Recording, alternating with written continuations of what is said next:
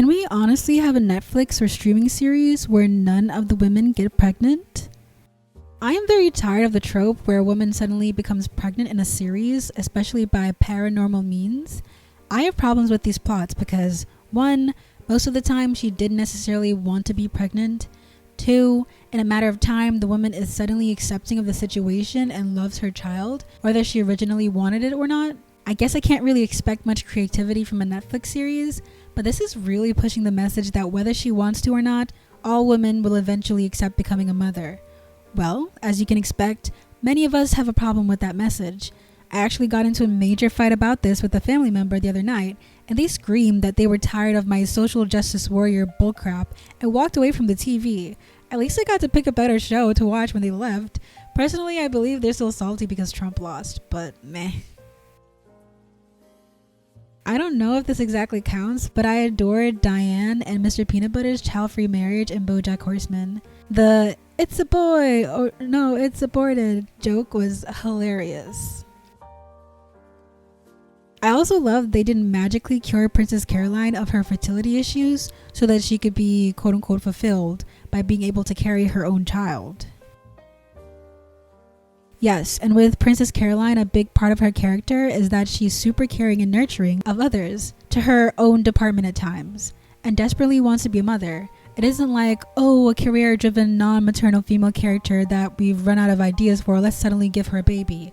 It was a strong career woman who also wants to be a mother and will fulfill that dream on her terms. And they don't shy away from showing the struggles. It's a really fair way to have a mother or baby plotline and really emphasize the woman's choice. Just like with Diane and the abortion. God, the writing on that show is so good. Exactly, and to add to this, I was initially disappointed when she didn't get back with Ralph, but I eventually appreciated it so much because he wasn't right for her and she didn't need a man to help her co-raise her daughter, besides Todd. Oh well. As you said, she did it on her own terms. I hate the fact people pretend there's no other option than having the kid. Sometimes the girl is pregnant with number 5 and cries because, 5 kids. And the guy says, "We'll be okay. We're strong. I will work more." I'm waiting for the day someone is going to say, "You can still abort, Sex education, don't know if it's available where you are, but there's a whole plot line where one of the main characters does choose to abort and they don't make a big drama about it. There's no heart-wrenching decision. It's just a young woman knowing herself and choosing not to be a parent.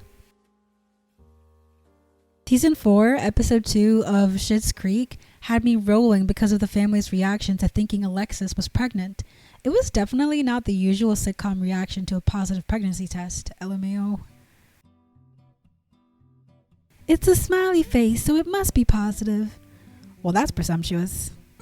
I died. It was amazing. Maura talking about giving the little stranger to a nunnery, lol. Even though this is such a common trope, I hold dear to Sandra Oh's Christina Yang, who knew in her heart she didn't want kids and stood firm in that, while also supporting Meredith's desire to be a mom.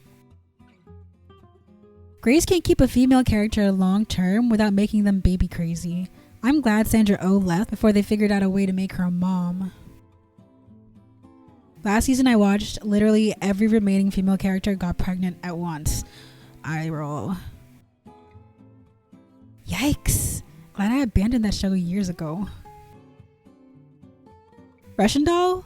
Honestly, out of all the shows, that is the one I relate to the most. Anyway, that character is so child-free, it's not even funny. Dude, that's been on my playlist for a while now. Good incentive to watch it right after I finish Legends of Korra. It is incredible. I love that show. Also, no one got pregnant on Stranger Things unless the upcoming season throws a really dark turn. I can't wait for the day in which a main female character announces her pregnancy and the people around her respond with this. Okay, but why? In It's Always Sunny in Philadelphia, when Sweet Dee announces that she's pregnant, her ex-dad or Frank says, "You better flesh that out." Shrill literally starts with the main character getting an abortion and it not being any tearjerker moment of epic proportions. Amazing show, I highly recommend. It's witty and well written with realistic characters and relatable situations. Yes, yes, yes, I adore this show.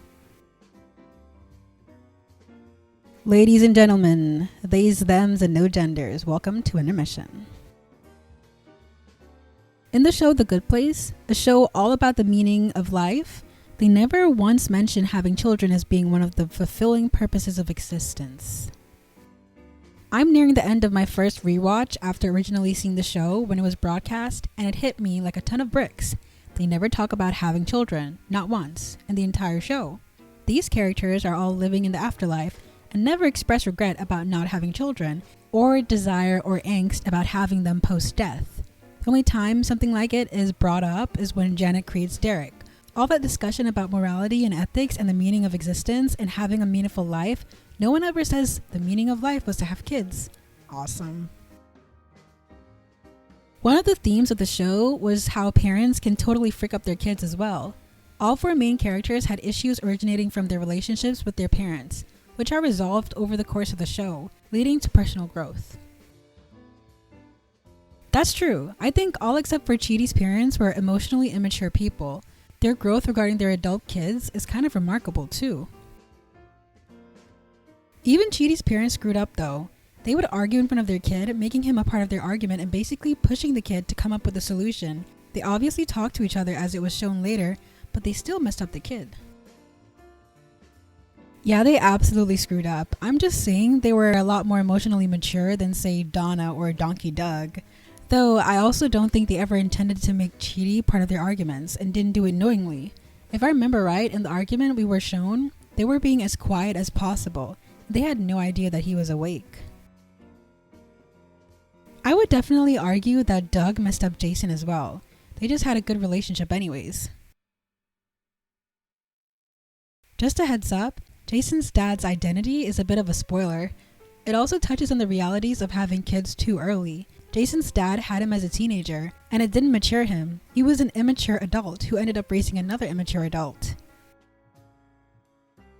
Bit of spoilers, even when Eleanor goes to find her mother and discovers she has a new life with a stepchild who she genuinely seems to enjoy raising, it's all framed in how Eleanor is jealous or envious of the life she feels she was owed or could have had. It's never turned around and assumed that Eleanor would be happier if she had a child. There's no pressure for her to have a child and raise it better than she was, to do a better job than her parents.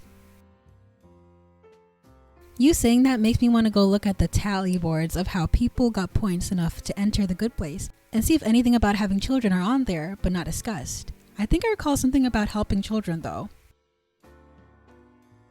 Yeah, helping children is kind of objectively good. I remember in episode 1 when we see Eleanor's point of view of giving toys to orphans, that's considered a point-giving highlight, but that's kind of universal. Those kids already exist and need help after all. If helping a child that is your child was a way to get points though, that would very quickly get every parent stuck in a point loop, in my opinion. Afterlife Clerk. Here we see one parent using the excuse that they can't buy their child a comic because they already spoiled them by buying them clothes. That's minus 10,000 points. I think it's kind of like, under that system, you can't really get points for providing your child with food, clothes, or basic necessities because you're supposed to be doing that anyway, but you can lose a lot by not giving it to them. Like, giving your kid a decent breakfast? No points gained or lost. Giving your kids breakfast or giving them crappy breakfast? Loss. Giving them an exceptionally good breakfast with the pure intent of making them happy? Some points gained.